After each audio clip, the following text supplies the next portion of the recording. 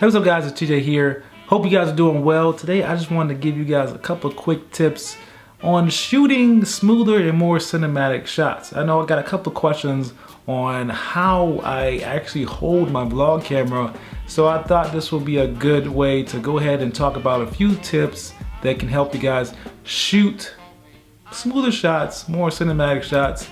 I know a lot of you may have some problems with like shaky shots and things like that.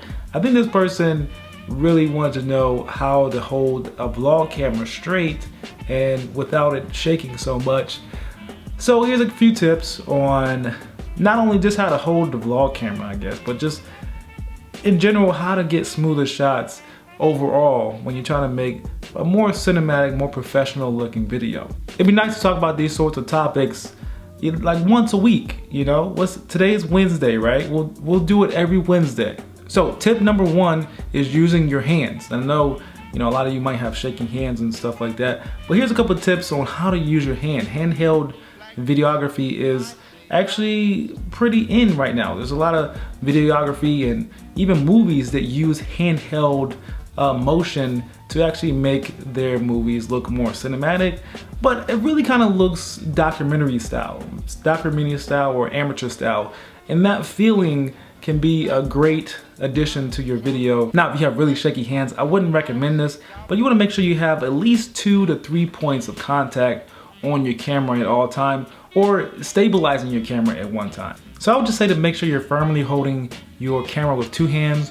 This is not a real camera, but make sure your right hand is over your shutter and your palm, your left palm, is kind of resting underneath the camera, underneath the lens, and it will really help you get a nice smoother motion. A lot of people like to hold the camera like this. I don't think that's really the best way to do it. Make sure you have your palm underneath the lens, underneath the camera, and you have a lot of surface area kind of covered if you do it that way, and it gives you a nice smoother shot. Also, you can use your elbow against your body.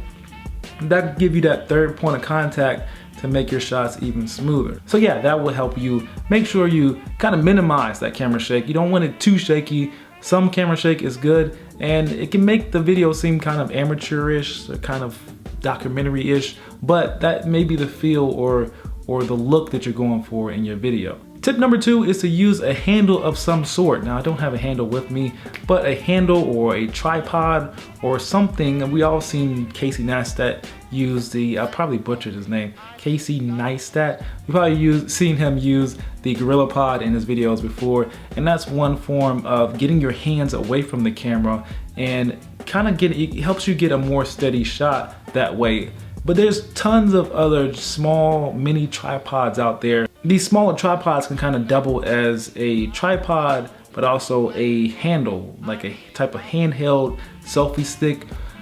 There's plenty of selfie sticks out there. You can find those at Walmart or any type of local store, and you can get pretty cheap with these things. I mean, they're just there to get your hands away from the camera, hold something nice, firm, and steady, and it will help minimize that camera shake even more. Tip number 3 is a tripod. I mean, everybody knows what a tripod is, right?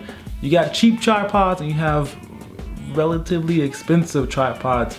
You want to be somewhere in the middle. I mean, especially if you're not, doing a lot. But I wouldn't recommend going and buying a really cheap tripod because they don't last long. If it's made out of plastic and all that stuff, they don't last long. They're not durable. They don't really provide stable support for your camera. Say you have a nice lens. You don't want a nice lens and a nice camera on a really cheap tripod. You want something that's going to protect your equipment. But tripods like this portable tripod that I found, I believe this is a Newer tripod, and Newer makes a lot of equipment that's affordable and really nice. Now this thing is pretty solid. It's metal. It folds up to be very small, and it actually doubles as a monopod, and I'll have this linked in the description box.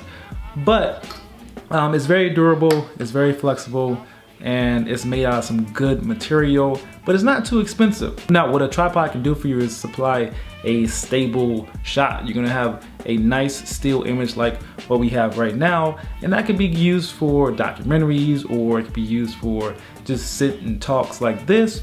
It can be used for interview style videos as well.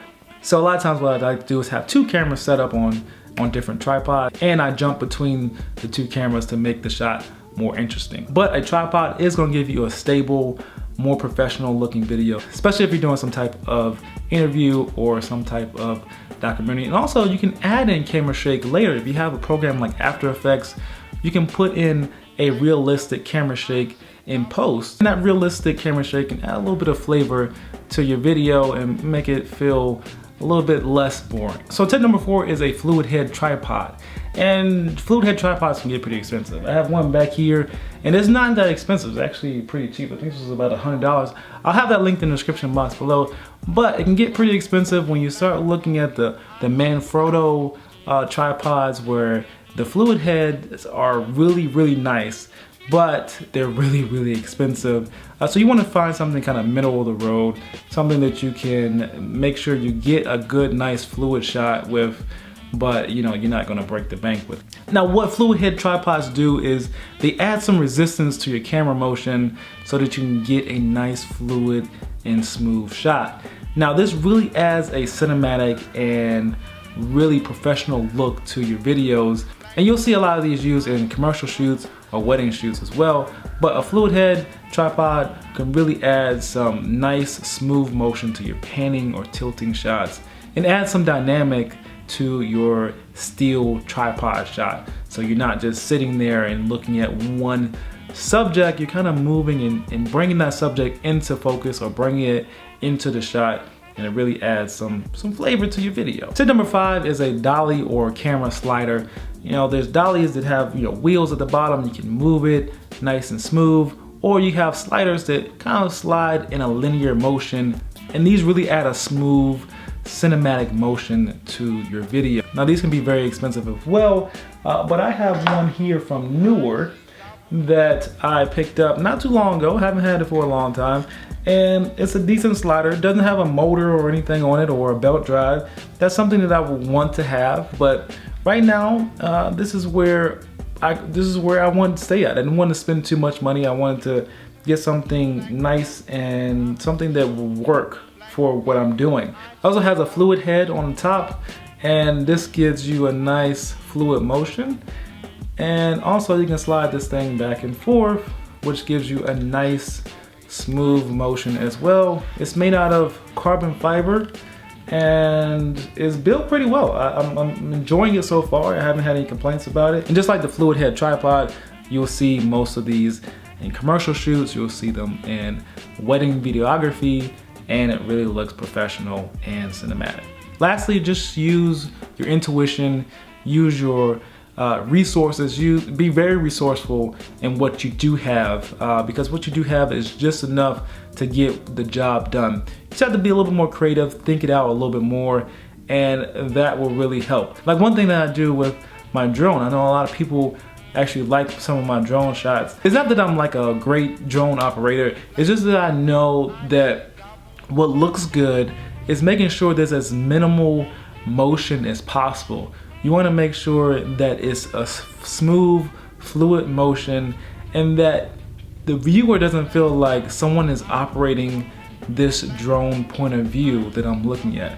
You want to make it feel like the viewer is just in the sky and there's no one operating this drone. So editing actually plays a big factor in that, making sure that you edit out all the stuff that isn't fluid. There's like a military helicopter passing by. I don't know if you guys can hear that, but it's pretty cool. And it's very low too. Editing out all of those portions of the video that look jerky, whether it's handheld or whether it's the drone in the sky or whether it's on a dolly or a fluid head tripod, editing out all of those jerky motions is what makes the video more cinematic, more smooth.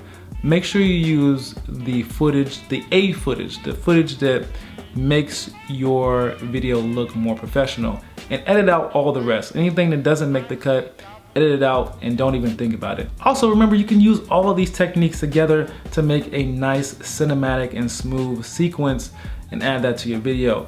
Just go out there, get some B-roll and figure out which one you like the best, or maybe you want to use all of them combined together, but just figure out your technique and the way that you want to use these things.